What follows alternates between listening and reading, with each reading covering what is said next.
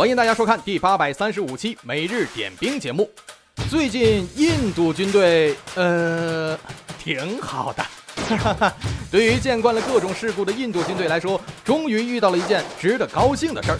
据美国波音上月27日宣布，该公司为印度组装的第一架 AH-64E 阿帕奇武装直升机成功进行了首飞，同时首飞的还有一架同样是印度组装的 CH-47F 支努干直升机。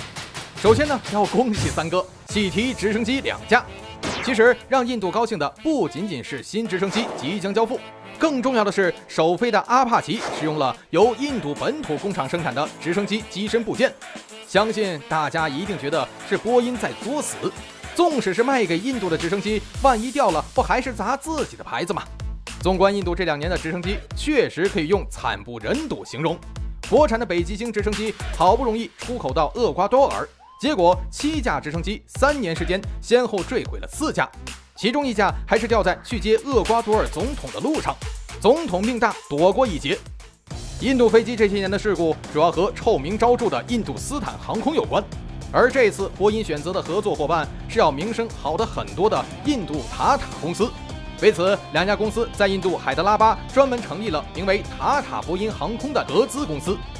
该公司将成为阿帕奇直升机机身的唯一制造商，甚至包含美国陆军自己的订单。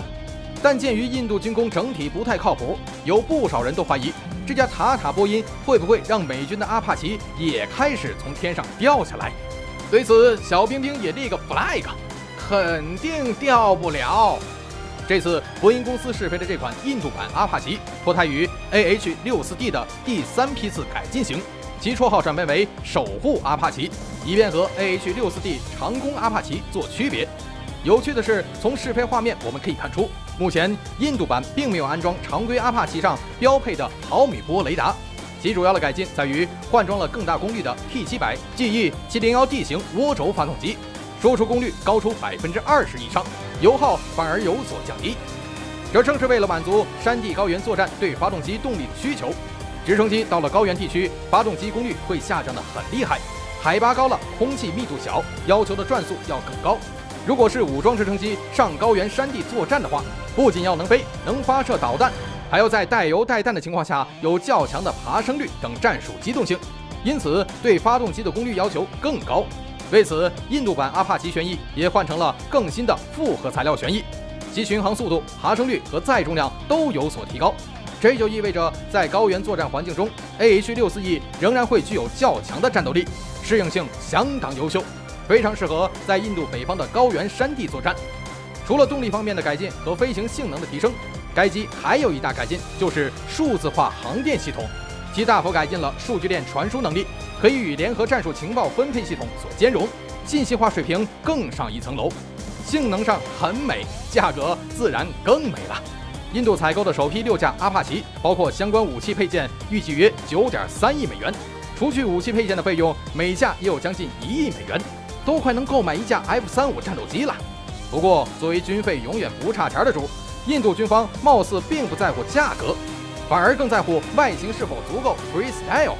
然后在直升机的涂装上下足了功夫。一改阿帕奇常规的墨绿色涂装，采用印度空军所特有的天蓝色涂装。和其他阿帕奇相比，可谓是一股清流啊！按理来说，武装直升机隶属于陆军航空兵，采用空军涂装是要闹哪样啊？原来这批阿帕奇直升机是印度空军订购的，专属涂装也算是印度空军宣示主权的重要方式了。其实，印度陆空两军在很早之前就结下了梁子。1999年，印巴爆发卡基尔冲突，当时由于印陆军与空军指挥官就作战行动发生争执，空军竟然拒绝出动飞机支援地面部队。这次对于阿帕奇这个香饽饽，2个冤家更是争得不可开交。没办法呀，手心手背都是肉啊！印度国防部只能决定双方同时装备。目前，印度陆军陆航采购阿帕奇的计划也正在谈判中。如果计划能够顺利进行，印度空军和陆军在高海拔地区将会同时拥有强大反装甲能力。相比较我国的5-10和巴基斯坦的 AH-1和米35，还是具有很大优势的。而且引进阿帕奇不仅能够有效地弥补印度在直升机领域紧缺的反装甲能力，对印度航空工业本身的整体发展也是具有极大的推动作用。虽然目前印度只能自行生产这些直升机中比较低端的部件，航电系统和发动机这些关键部件仍然由美国本土负责生产与安装，但波音公司出于产品质量的考虑，也派出了相当数量的工程师在印度本土进行指导。印度本土的航空工程师将能够从波音的航空工程师那里学习最先进的制造工艺，而这正是印度目前最缺乏的。印度空军那高居不下的事故率背后，除了后勤保障不力，有很大一部分原因是由于制造阶段工艺落后导致的。师从波音将有助于印度改善本国航空造一架掉2架的窘境，这可远远比买几架飞机的意义大得多呀。所以这样算来，印度这笔钱也算是交了学费了，一点儿也不亏。对现代空战心驰神往的你，是否也渴望驾驶先进战机，体验千里之外一击必杀的爽快？在此，小冰冰鼎力推荐一款现代空战手游，只需要在微信公众号点击战机风暴，指挥国产歼20、歼31、歼15战机与美的 F22、F35上演高空对决，捍卫祖国的蓝天。